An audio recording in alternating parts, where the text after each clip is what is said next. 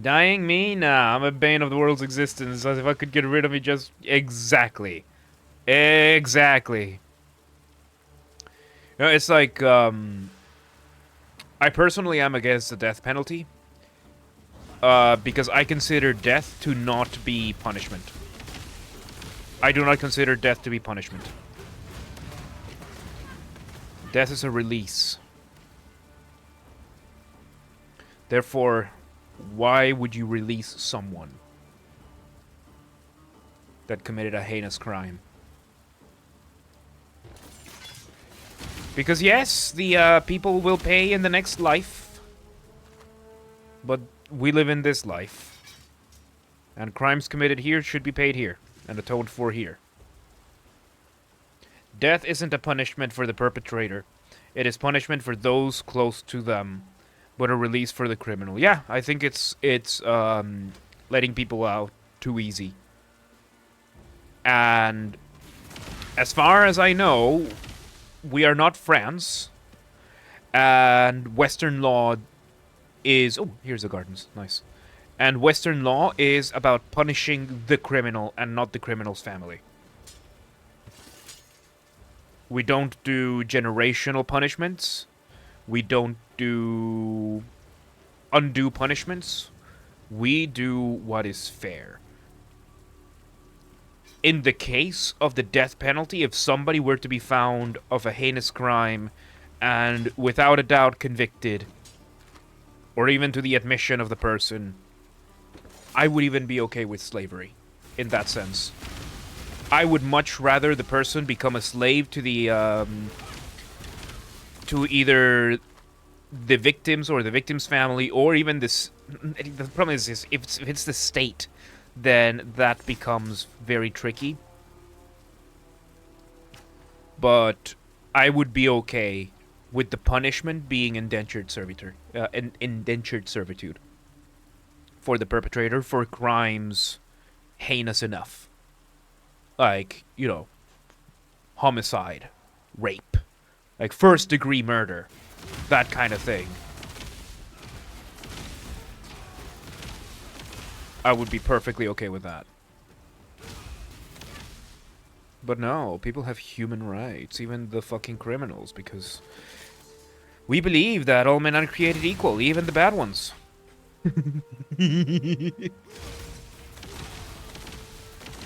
Paying their crimes back by serving sounds not that weird, as there's something like that already. Small crimes get punished, for example, by cleaning the city. Yeah, like there's community service and that kind of stuff for smaller crimes and misdemeanors.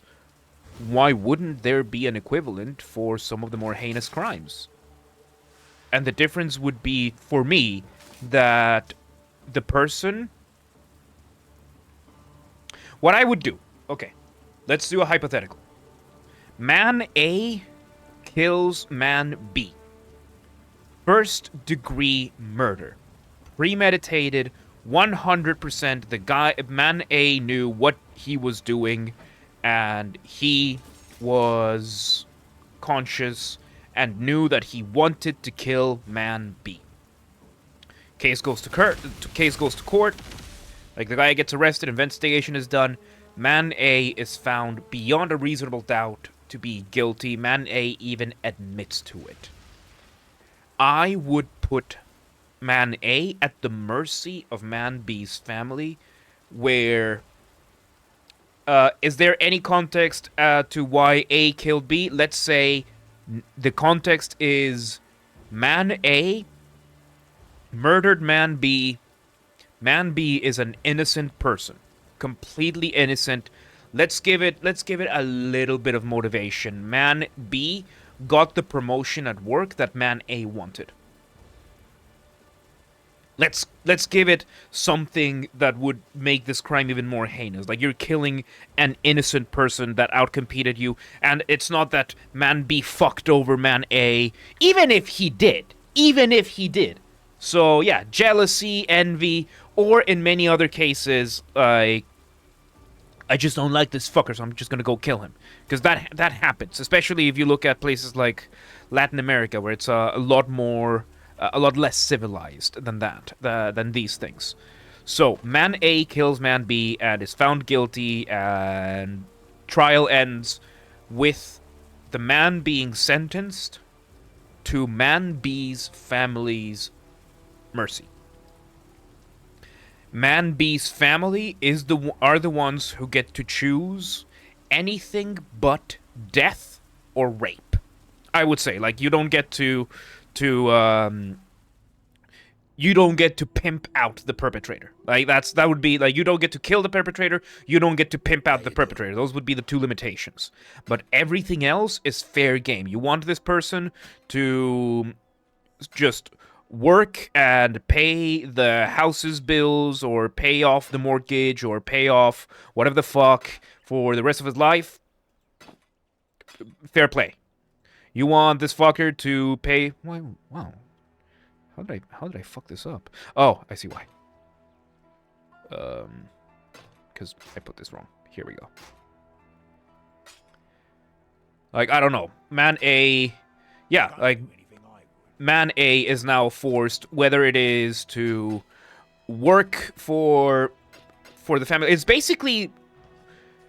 Yeah, they could choose alimony from Man A, or they could choose... for Man A to stay the rest of his days in prison, or something like that, where the man is forced to, or even worse, home arrest, like perpetual home arrest. Because one of the things that, I don't know if it's the case in Europe, but in the United States, if you are placed under house arrest, the tracker that you have to pay for. You are charged for your tracker. If Man B's family turns out that they're very much Christian and they decide to forgive Man A, sure. It's Man B is at Man A's family's mercy. In the case of, let's say, rape, Man A rapes Woman A. And it's deliberate, 100%. Make A pay for his crimes as their own accord, as the family chooses the punishment, as long as it's not death or pimping or rape or anything like that. Like, as long as the guy doesn't get sold to sex slavery or is to be killed. Like, those are the two limitations in my scenario and what I would be advocating for. Like, there's no electric chair, there is no pimping out. The Man A must live. Man A must live and pay for his crimes in life. Going back to the death penalty, and why I am opposed to it. So let's say, yes, in my scenario, I advocate for the family being able to dictate what happens. There's somebody else alive? Oh yeah, there you go. The family should dictate. One, because I think it should be either the victim or those closest to the victim who get to decide what happens to the perpetrator. And two, as a just in case. Just in case the perpetrator turned out to be innocent. Oh yeah, I killed Gravicius! Shit, I killed Gravicius! I didn't even notice! His loot was so shit! I didn't even notice it was him. Fuck. Okay, so, let's say... Because, yeah, the reason why I would advocate for this, or I advocate for that, instead of pure death penalty, is in case the suspected perpetrator turns out to be innocent. Because we have seen a lot of cases, historically, like, it's maybe 1% of the cases where it turns out the guy or the person is innocent, where there was a miscarriage of justice. Those can happen. Those can... Oh, we're gonna sell this one. Those can absolutely happen. And it's not entirely unreasonable to think that it would happen, that somebody who was initially found guilty turns out to be Watch innocent yourself. as new evidence arises. That is perfectly possible. And so, if that were to What is happen, it?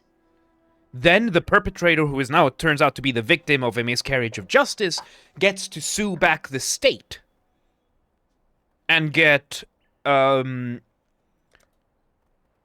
compensated for damages. The family of the victim, well, they're going to have to find the actual perpetrator, but at least you didn't kill an innocent man. That's what I advocate for. That's what I advocate for. Because at the end of the day, it's a lot more... I should have just sold her the amulet. Hello. Because at the end of the day, Be careful. these are systems created by humans for humans. And humans make mistakes. And you have to have fail-safes in case somebody makes a mistake. And with something as extreme as these extremely heinous crimes, there's a lot of emotion Much clatter. already. Jesus. Good thing we have a lot more. It's a lot more likely for somebody to make mistakes, especially if it's a charged case, like an emotionally charged case. Let's bring it to a very, very extreme case that we see. Like, let's say George Floyd. If officer whatever the fuck had received a fair trial, he might have been found innocent. I believe that officer whatever the fuck his name is innocent after reading the coroner's report and seeing the video evidence that arised. Yes, Jorge Floyd.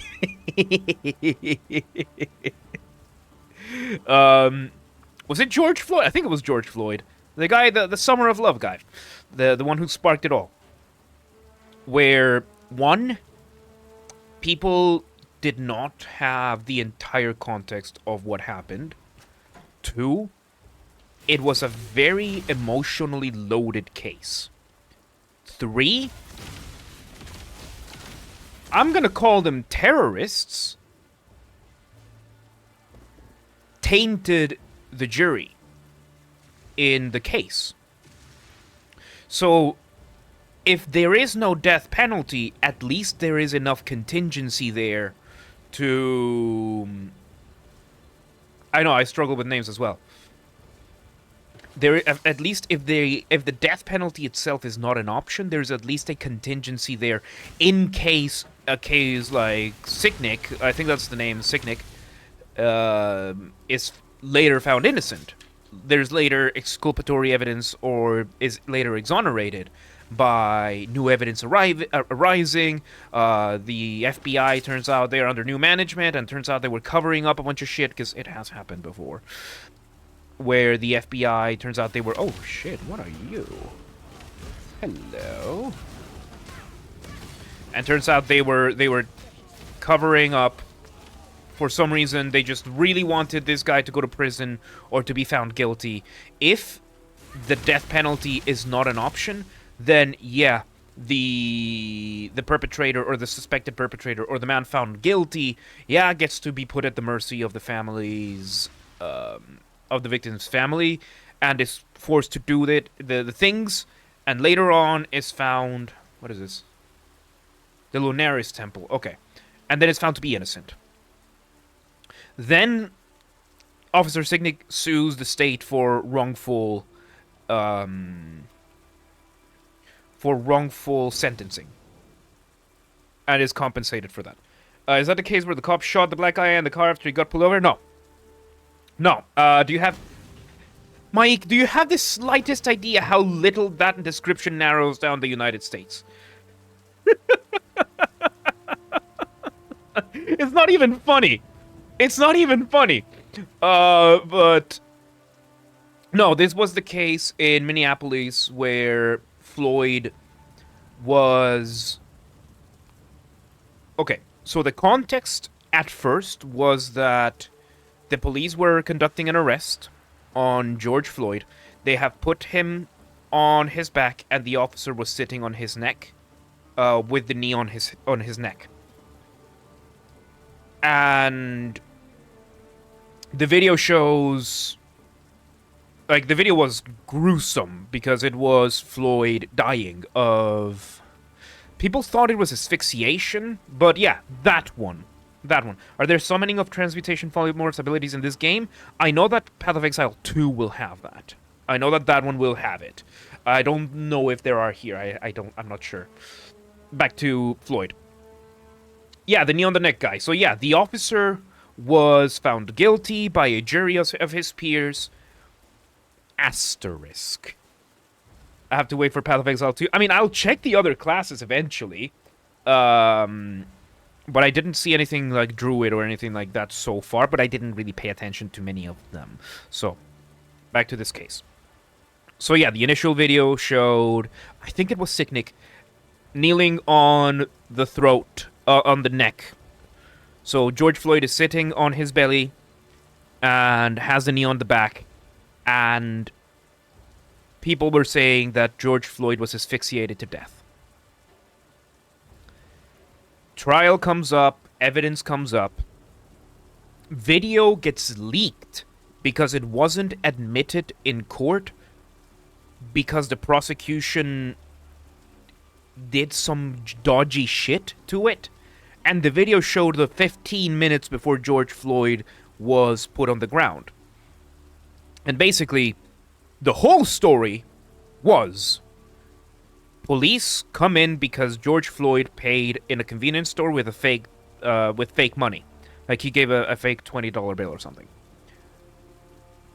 The police... The video's out there with the full body cam, which is... Body cam is one of the most amazing things transparency could do. I would mandate it so that body cam has to be live streamed. I would mandate that, but that's another point. So... Officer Sicknick and his partner get to George Floyd's car. They're like, oh, there's the guy. Okay, let's go see what's going on. George Floyd then is in the car with some other person, with some other guy. But George Floyd looks at the cop. He has his mouth open, and he has something white in his mouth. Could be chewing gum, could be drugs. The hypothesis is that it was a speedball. So it was fentanyl and crack and a bunch of other stuff. George Floyd had a history of struggling with drug addiction and had a criminal record based off of that. So it is not unreasonable to assume, to suspect that he was meeting with his drug dealer. We don't know because we never knew what the other guy was doing with him. That never got interrogated. That never got looked into. So the other guy that was in the car with Floyd, we just don't know what happened. So we can suspect that George Floyd was carrying out a drug deal. We can suspect that they were just chilling in the car. There is no definitive evidence for either of these. What happens next is the interesting part. Because, yeah, the other guy... He's just interrogated quickly, and then he's just let go. Fuck off, go home. But Floyd is, they run his name, and it turns out that he's been arrested several times, so they're like, okay, we're going to have to bring you in. We're going to need to just process you or whatever. And Floyd starts progressively freaking out throughout the video. As if, the effects of the drugs hitting him. Like, he starts off a little nervous because, oh shit, the police is here, kind of thing. He calms down, he complies, and then he slowly and progressively gets more and more and more agitated. And the guy starts freaking out, starts having either a panic attack or something. He just starts really freaking out. The officers try putting him in the car, and the guy starts just melting. Like, Floyd starts melting, and he asks the policeman to put him on the ground. Because he can't breathe. He starts yelling that he can't breathe when he's being put into the car. Like, he's got hands behind the back, cuffed, and he's in the car, and he's saying, "I can't breathe. Put me on the ground." Something along those lines. Like, see, he's freaking out. And then the officer is like, "Okay, I put you on the ground, but I need to hold you in place because the guy is starting to freak out. They don't want him to just run off." And that's where the other videos, the other perspectives that we have start, with Officer Signig just there, kneeling on the guy. Because the guy, you can see that the guy is having a freak out. Now, the mistake that Signig did, which I think lands him into, at the very least, manslaughter charges, is that he saw Floyd freak out. He saw Floyd very agitated, exhibiting symptoms of overdose, and did not immediately call for medical help. That I consider to be negligent. Whether it is because the police are trained this way or because this guy made that mistake, I think is irrelevant. The point is that George Floyd needed medical assistance. Like, he didn't get asphyxiated, because at the end of the day, the coroner's report showed that, yeah, there was no obstruction to the flow of air, and there was fentanyl in his system, there was crack in his system, there was, I think, even heroin in his system. So, it could have been a mixture of things. George Floyd, what he needed was medical assistance. And I think that much is neglect and manslaughter, at the very least. It's not premeditated murder, it's not first or second degree murder, it's manslaughter. But Signig was convicted of murder. And this happened because there were riots on the streets during the trial. And the jury had to be escorted into the building by armed police. And the rioters were very actively threatening. There are interviews of the jury where they were told by the rioters, if you don't declare this man guilty, we're coming after you. I don't know how it is in other countries, but at least in the US, my understanding is that the Constitution mandates that you must have a fair trial. And the assumption is that if you cannot have a fair trial, you don't get a trial at all. Because of the presumption of innocence being that sacred. But let's bring it back to my point about the death penalty. There's no death penalty in Minnesota, apparently, but Signig was sentenced to life in prison. In this case, the guy is convicted by a jury of his peers as guilty of murder. The family of George Floyd should decide what happens to him, what happens to his money, what happens with the foreseeable future. If then the decision gets overruled or overturned, whatever the fuck the term is, and he's then, evidence surfaced, retrial, he's found not guilty, then Signig gets to sue the state for wrongful sentencing and compensated for everything. The family of George Floyd should not pay for this, because as far as the family of George Floyd is concerned, the state were the ones who said, yes, this guy is guilty. We found him guilty, and he wronged you. But that was the state's mistake, not the family. So in that case, the state should pay back the officer. That's my opinion.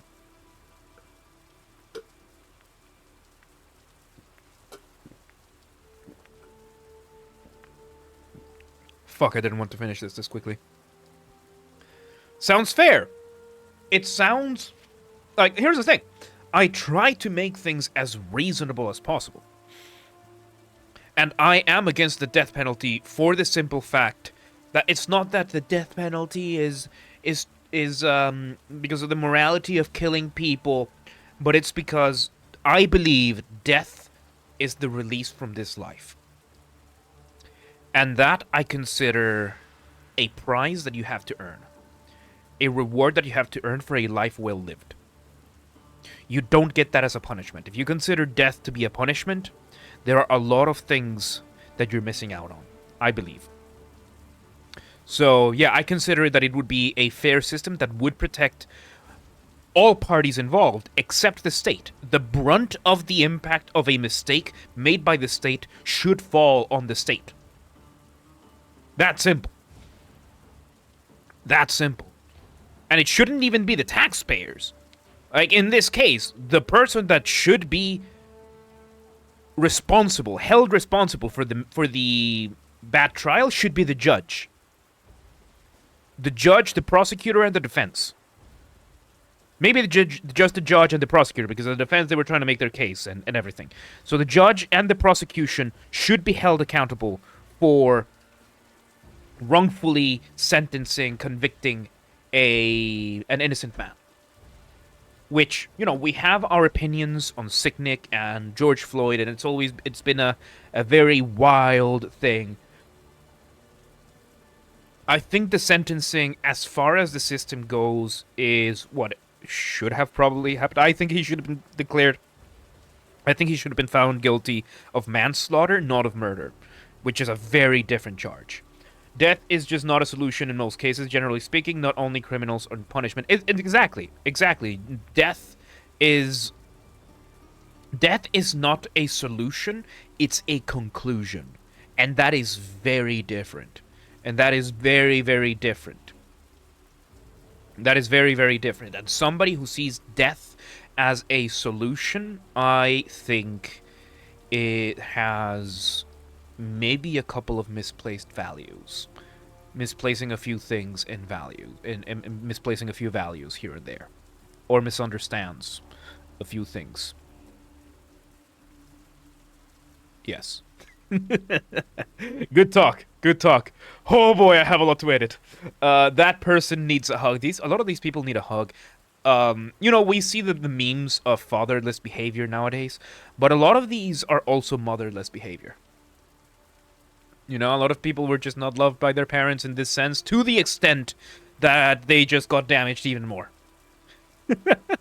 Like, there's a baseline of love that you need to get, and then you can grow up to be somewhat functional. Maybe you're a little bit fucked up, maybe you're depressed, maybe you're something. But there's a certain level of fuck that your parents have to be, where you're like, you know what? Death is the solution to a lot of these things. Yes, I'm making a blanket statement. Yes, it's not a fair statement. Yes, I'll walk it back because it makes no sense. Let's go to the gardens.